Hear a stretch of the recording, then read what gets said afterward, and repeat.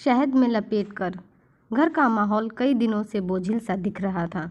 देविका जी कई दिनों से यह बदलाव महसूस कर रही थी कि उनकी दोनों बहुएं आपस में ना तो ठीक से बात कर रही हैं और ना ही पहले की तरह किसी भी काम में खुशी खुशी सहयोग कर रही है। लेकिन उन्हें यह समझ नहीं आ रहा था कि आखिर क्या वजह होगी इसके ऐसे बर्ताव की। देविका जी के दोनों बेटे जब अपनी दुकान पर चले जाते हैं तो देविका जी अपनी दोनों बहुओं को आवाज़ देकर अपने पास बुलाती है और सीधे सीधे कहती है कि मैं कई दिनों से देख रही हूँ कि तुम दोनों खिंची खिंची सी रहती हो, ना ही आपस में ठीक से बात कर रही हो, ना ही एक दूसरे के काम में ठीक से हाथ बटा रही हो। आखिर बात क्या है? कोई बात है क्या जो तुम दोनों को परेशान कर रही है? तुम दोनों आज अपने मन की बात मुझसे कह दो। यह कहते हुए देविका जी अपनी दोनों बहुओं के सिर पर प्यार से हाथ फेरती है।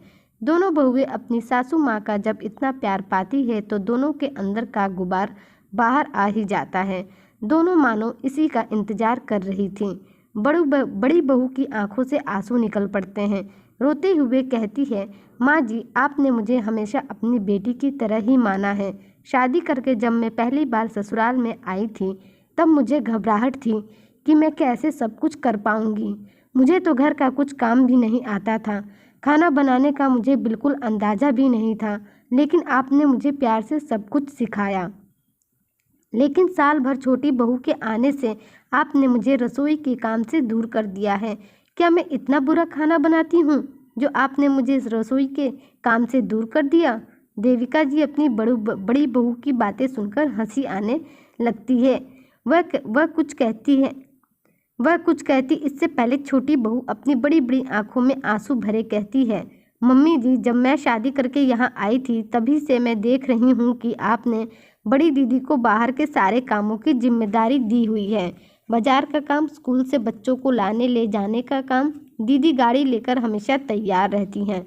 ससुर जी, जेठ जी और मेरे पति सुबह के दुकान गए देर रात तक घर वापस आते हैं। ऐसे में हम घर की महिलाओं की ही जिम्मेदारी बनती है कि घर के अंदर और बाहर के सारे कामों को हम ही देखें।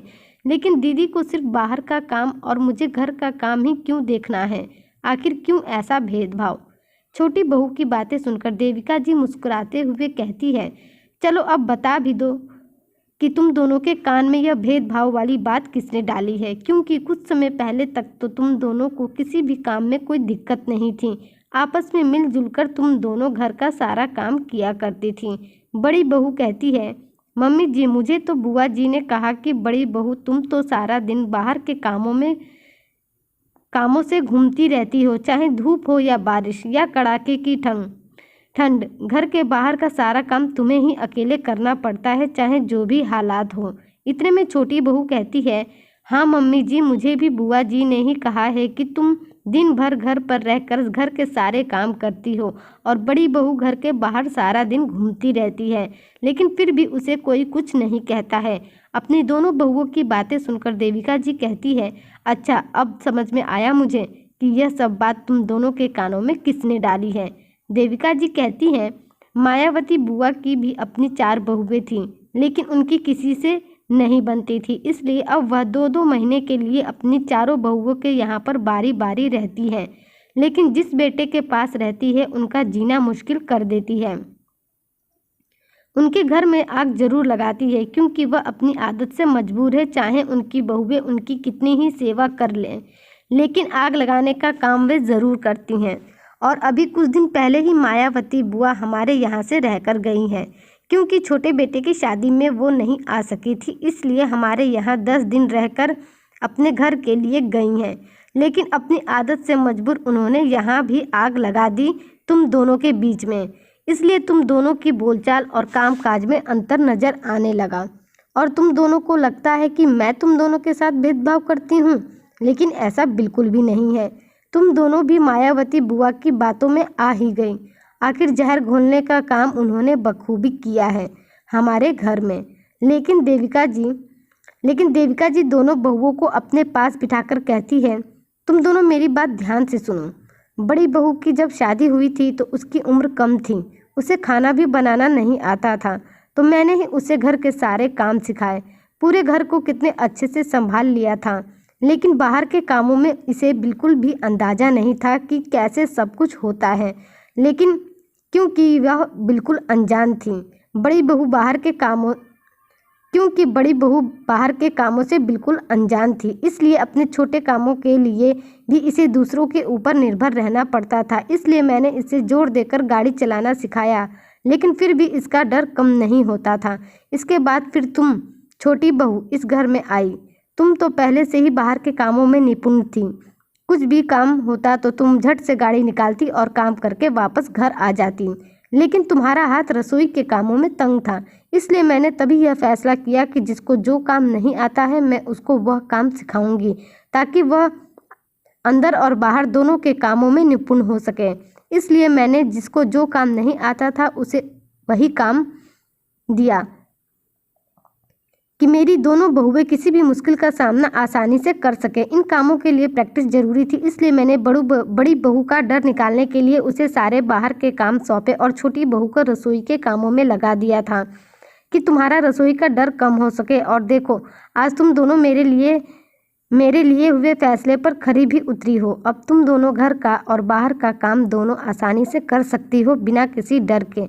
लेकिन बुआ जी को यह बात अच्छी नहीं लगी होगी कि कैसे मेरी दोनों बहुएं मिलकर घर का और बाहर का काम संभाल रही है, इसलिए उन्होंने तुम दोनों के बीच में आग लगाने का काम कर दिया।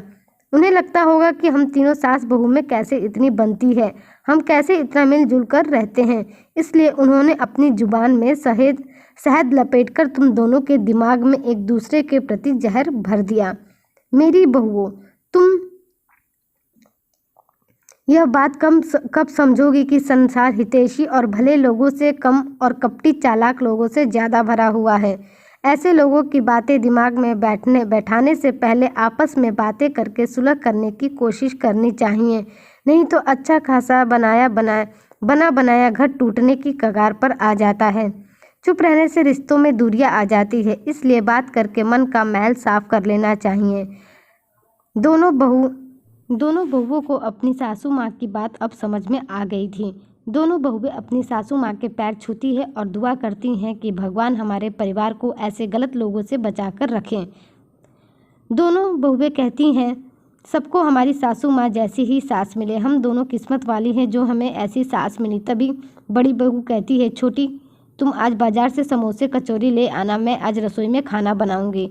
छोटी बहू कहती है, जी दीदी, मैं अभी जाती हूँ। फिर दोनों बहुओं की हंसी से घर गुलजार हो जाता है। दोस्तों, आपको मेरी आज की कहानी कैसी लगी कमेंट करके ज़रूर बताइएगा। ऐसी ही कहानी के लिए हमारे चैनल को सब्सक्राइब कर लीजिए। धन्यवाद।